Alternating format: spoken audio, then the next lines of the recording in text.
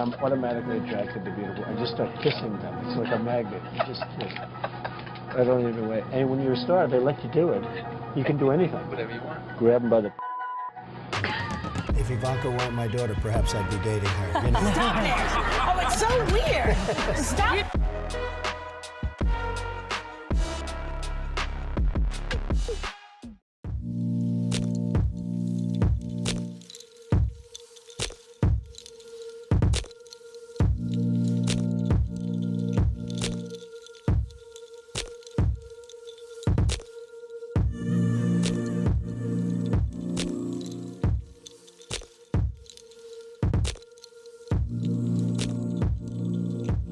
My name's Alex Asbill. I've been teaching at Flagler for about 10 years now.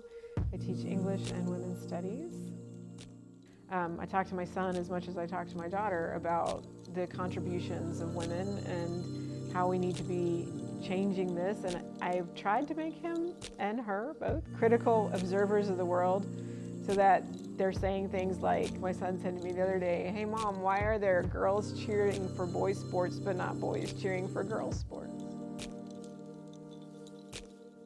You know, all the studies that we know of education and how girls and boys are educated differently. There's this great team, Sadker and Sadker, and they wrote this book called Failing at Fairness, and that was in the 90s, and they found really nothing had changed in terms of what is the percentage of inclusion. And it's not just women, it could be Native Americans, it could be African Americans, it can be any sort of minority group they were looking at, but they focused specifically on gender and women.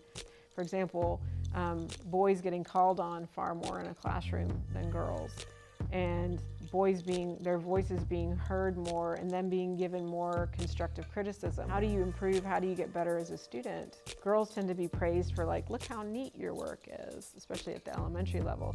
What is she learning from hearing those kind of comments, right? And what is he learning from, oh, hey, that was a good idea, but you didn't do this right. Why don't you try writing it this way or thinking about it that way? The teachers were saying things like, oh, I didn't want to tell her she was doing it wrong because I thought she might cry. Someone adult has made the decision not to help her because they've already decided she's too fragile. The idea of gender ranking, or this idea that, you know, masculine things are better in some sense than feminine things. It's better to be powerful and assertive and all of that, and that women are weaker and more emotional, and that's worse, it's further down the line. And we're starting to push back against that, but I don't think we've pushed back hard enough against that.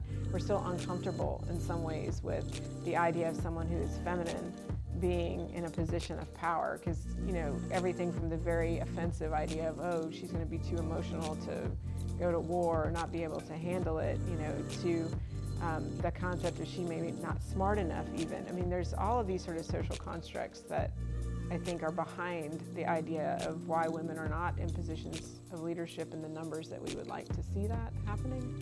But I do think it's starting to change a little bit, so that's the good news.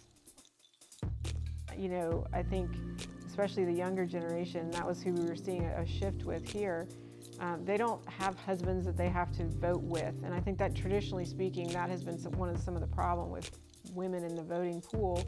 Women have to want to and believe that they can affect change and that they're willing to, and we have to have the forerunners. I mean, we really do. It's just like, you know, the original women who are trying to get the vote or pushing for suffrage. Somebody has to be out there on the front lines withstanding all of the horrible criticism in some sense that I think our women leaders face.